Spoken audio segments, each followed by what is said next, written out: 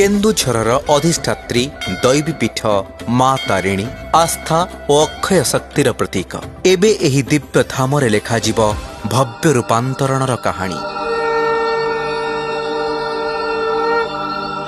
ऐतिहासिक कीर्तिराजी स्मारकी एवं पर्यटन स्थलीर समन्वित विकास अंतर्गत 312 कोटी ऊर्ध्व टंकार प्रकल्प द्वारा नुआ कीर्तिमान लेखाजिब।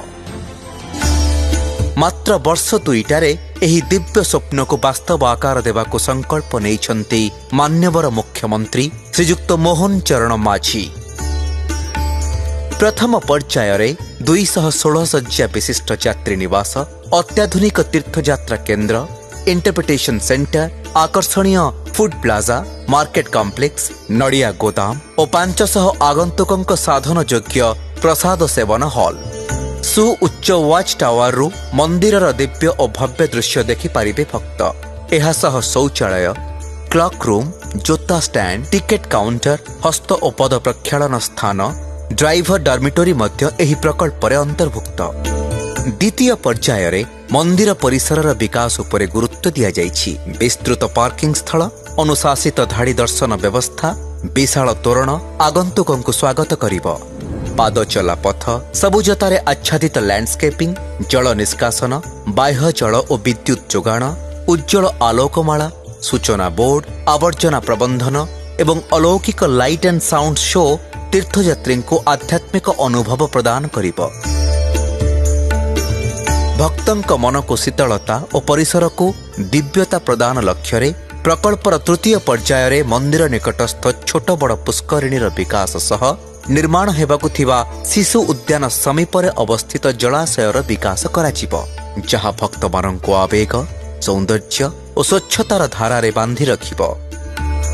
यात्रा सुगम हेले दर्शन सहज होई जाए, तेणु भक्तंक पई सुरक्षित यातायात सुनिश्चित करिबा लक्ष्य सड़क विकासर सुविस्तृत नक्शा प्रस्तुत होई अछि।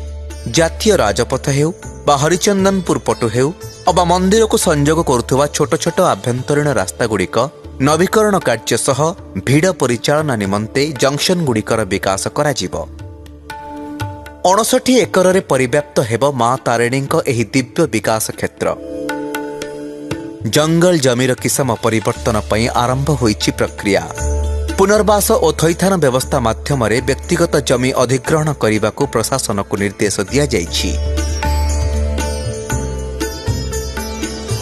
माँ तारिणी पीठर एही पुनरुद्धार केवल निर्माण नुहे, मान्यवर मुख्यमंत्री दूरदर्शी चिंतार वास्तवायन स्वरूप यह एक आध्यात्मिक सुगंधित भविष्यतर अयम आरंभ। केन्दुझर बदलुछि, ओडिशा चमकुछि। माँ तारिणी अभय आशीर्वादर फलस्वरूप विकसित गाँ, विकसित ओडिशार शाश्वत लक्ष्य साधित हेबारे लागिछि।